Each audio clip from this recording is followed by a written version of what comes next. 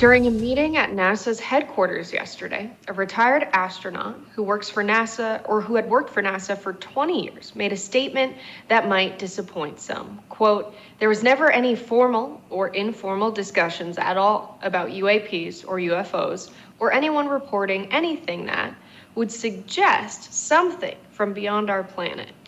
The Atlantic reported that, and this came after the public asked NASA during the meeting, "What is NASA hiding? And where are you hiding it? How much has been shared publicly? Has NASA ever cut the live NASA TV feed away from something? Has NASA released all UAP evidence that it's ever received? What are the science overlords hiding?" According to The Atlantic, NASA has learned that talking about UFOs can be a nasty business. Here's what NASA cosmologist David Spergel had to say about life beyond Earth.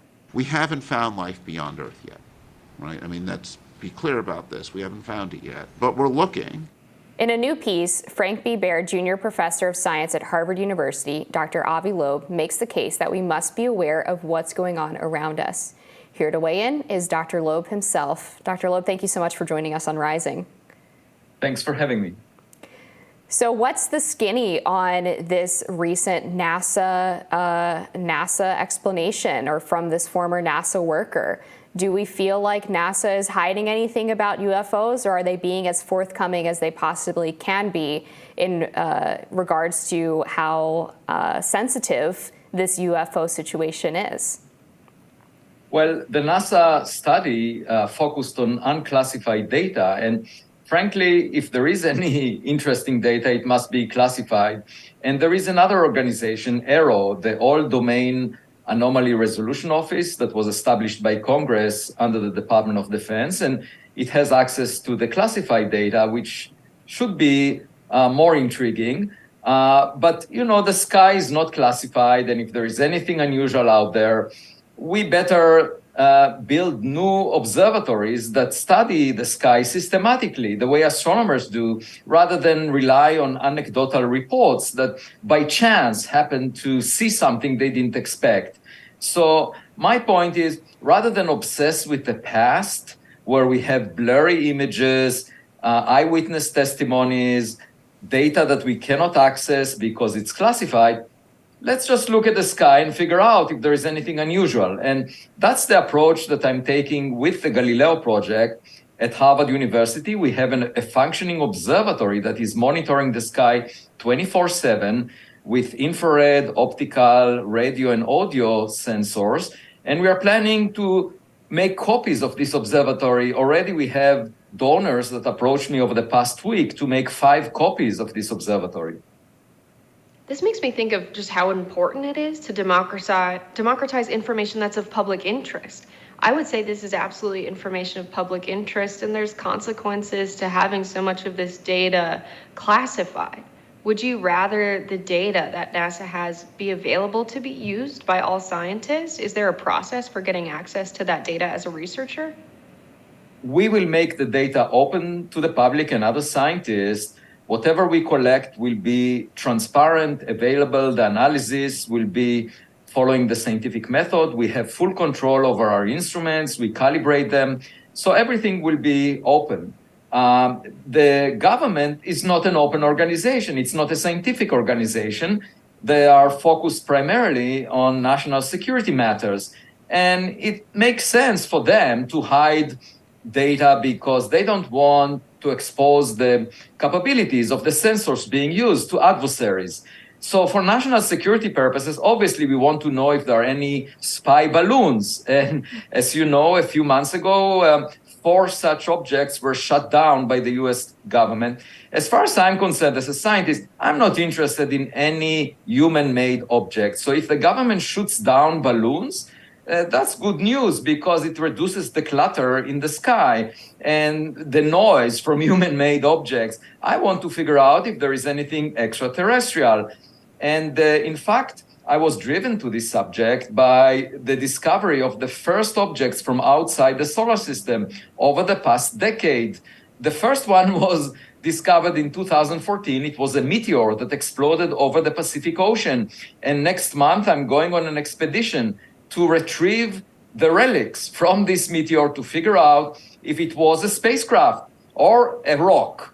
It was tougher than all the other meteors that we ever observed from the solar system. And then there was another object called Oumuamua, which looked really weird. It was flat, pushed away from the sun without any cometary tail. It was not a comet. We don't know what it was. So that intrigues me. And I think we should be open-minded to the possibility that there are probes near Earth that could have arrived to us and were sent billions of years ago from other civilizations that preceded us.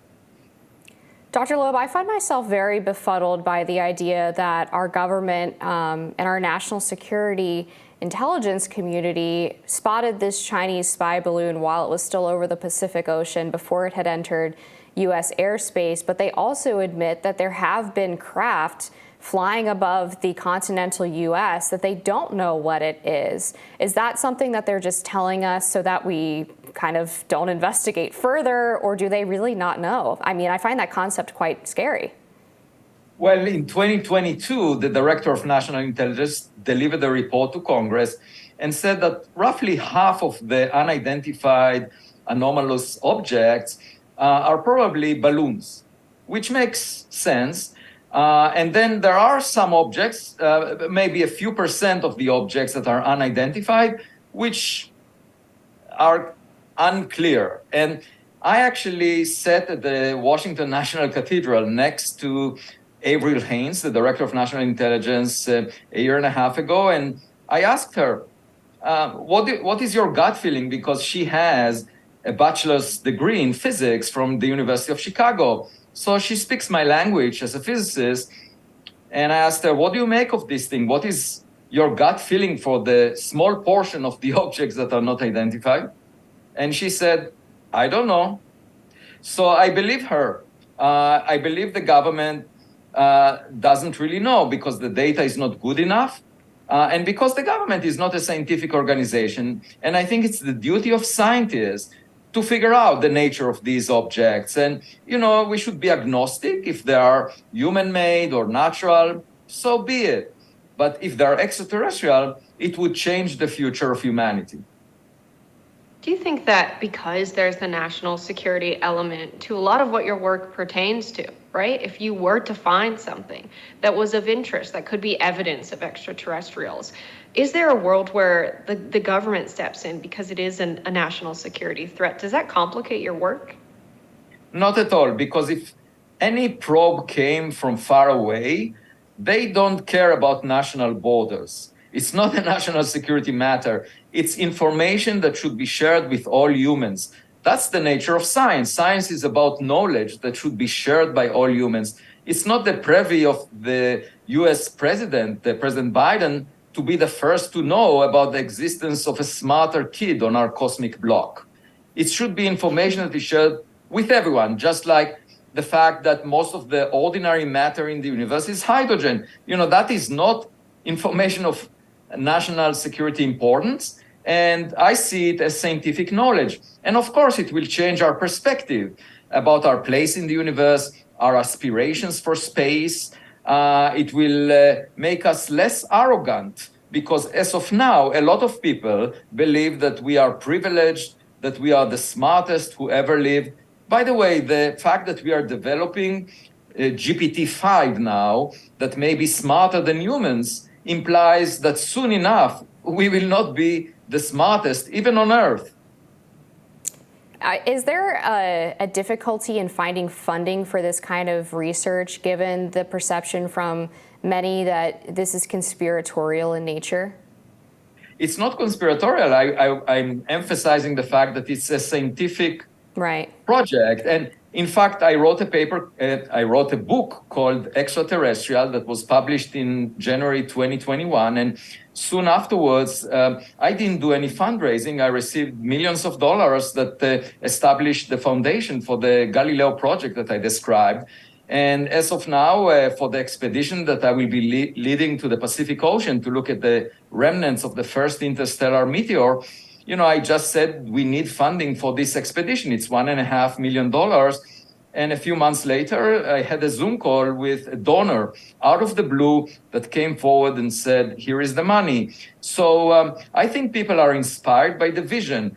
2/3 of Americans believe in extraterrestrial intelligence. That's more than the fraction that believe in God. So you look around and you see churches funded by a lot of religious people. So, I think this is a scientific mission that could receive a lot of funding, and we don't need to beg for that. I'm not doing any fundraising. People just come forward and offer me the funds to conduct this scientific research. The problem is, in the past, scientists were shying away from it, so there wasn't an opportunity for those people to support such research. So, Dr. Loeb, you gained some notoriety for your work with the discovery of Oumuamua, if I'm saying that correctly. This Yes. was an object spotted in Hawaii a few years ago. The scientific community was pretty closed off to your work on this matter. Has the community opened up at all and embraced your work or become more open to the exploration of aliens generally? Well, 2 years ago, I established the Galileo Project, and a couple of days ago, NASA had a public meeting in which they basically reiterated the principles of the Galileo Project, which is to collect data scientifically. That's in a way a very significant public declaration by NASA that what we are doing is something they embrace. And Oscar Wilde said that imitation is the sincerest form of flattery. And I'm very pleased of that. But at the same time, of course, there is a lot of pushback. And for example, with respect to Oumuamua, this object that looked anomalous, that exhibited a push away from the sun without any evaporation, no rocket effect, that I suggested is being pushed by reflection of sunlight. Even a month ago, there was still 6 years after the discovery, there was a paper in Nature magazine, which is a very prestigious journal, trying to explain it. And I showed that they made a mistake in the calculation. And so people keep trying to explain it as a natural object. And that shows that at least some astronomers are really keen on shoving it under the rug and saying, nothing new, let's move on. Everything in the sky is rocks. And to me, that reminds me of the approach of a cave dweller that finds a cell phone and would argue, the cell phone is just a shiny rock. The hope is, of course, that the cave dweller has kids, and the kids would say, wait a minute, let me look at this, and would press a button and realize that it's not a rock. So I'm trying to be that kid. Dr. Avi Loeb, thank you so much for helping us to break down these latest developments in the case of extraterrestrials. We will be right back with more Rising. Thanks for having me.